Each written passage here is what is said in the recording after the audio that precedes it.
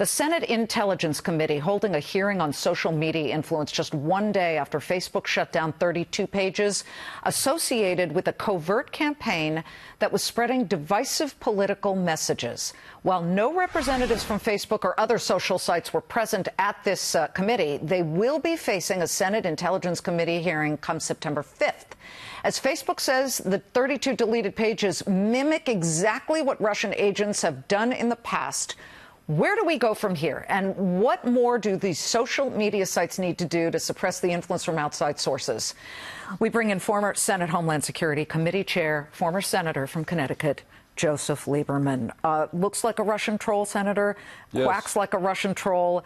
Facebook said it mimics the Russian trolls. Right. I have to ask, how serious do you feel the Russians are about attempting to infiltrate and affect our midterm elections? Oh, they're 100% serious. I mean, the intelligence community, members of both parties in Congress, certainly in the Senate, all agree that the Russians acted to affect the outcome. It's kind of amazing when you step back and say the Russians were trying to determine who was going to be president of the United States. And now, even though Putin denied everything in the private meeting, I assume, and publicly in Helsinki, that he ever did anything like that, and certainly wasn't doing it still, the evidence that Facebook brings forward says that they are. But senators from both sides of the aisle have been adamant in their belief that the Russians absolutely tried to insert themselves into our elections. And by the way, if you really go back to the 50s, without the internet, this is what the U.S. has done in the past in countries like Chile and, quite frankly, Russia, with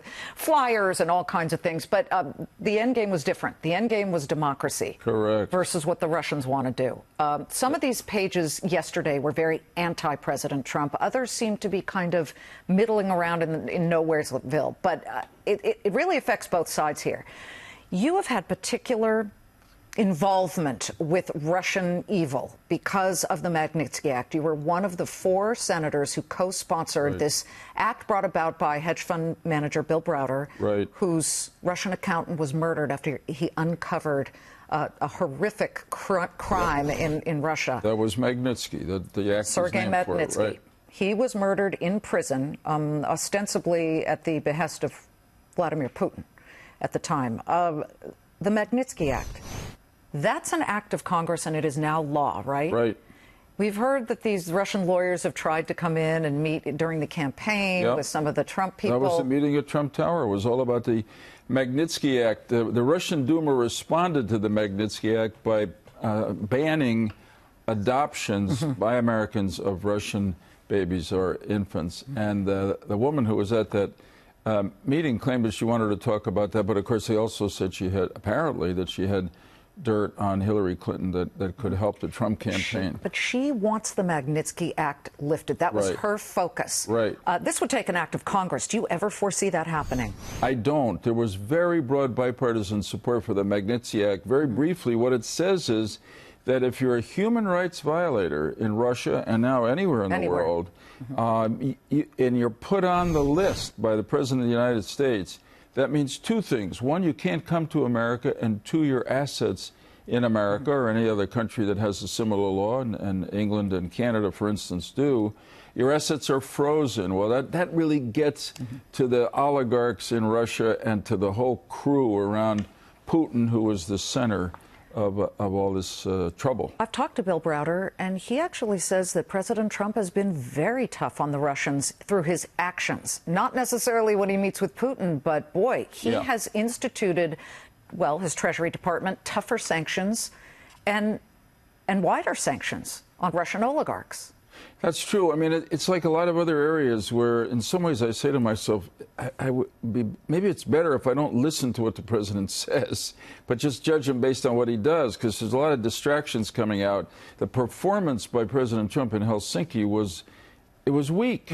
On the other hand, as Browder said, when it comes to actual policy toward Russia, sanctions, people on that list, he's been stronger. So let's hope for the strong, because that's the only way. President Trump has a real opportunity to bring our relations with Putin and Russia to a better place, and that's by being tough and strong and mean with Putin And he's capable of doing it instead of acting like Putin is his best friend. I want to quickly get to the government shutdown. Okay. Possibly looming. Well, President Trump actually today, he's been tweeting about it, but today he told Rush Limbaugh, and I want to quote this, "I happen to think shutdowns are a great political thing." You lived through two of them.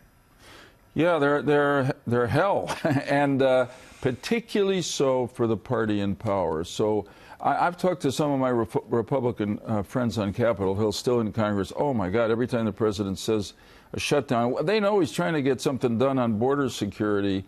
But really, if the government shuts down in the fall, they think it's a disaster for the Republican candidates in the election. So hopefully he'll pull back from their point of view and from the government's point of view. I mean, what if the government can't run itself?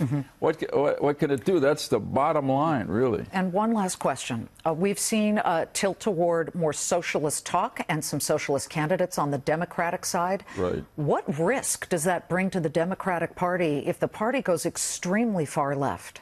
Well, first, just as a matter of substance and American values, it's not who we are. We're not a socialist country, and I don't want to see the party that, notwithstanding all the scars I have, I'm still a registered Democrat, become a socialist party. It's a democratic party. We believe in freedom. We believe in the free market system. The other thing to say is that to make the Democratic Party into a socialist party is a losing strategy. Because the American people, you ask people on a poll, somebody just did it, big majority say they would never vote for a party that was socialistic, including a majority of Democrats.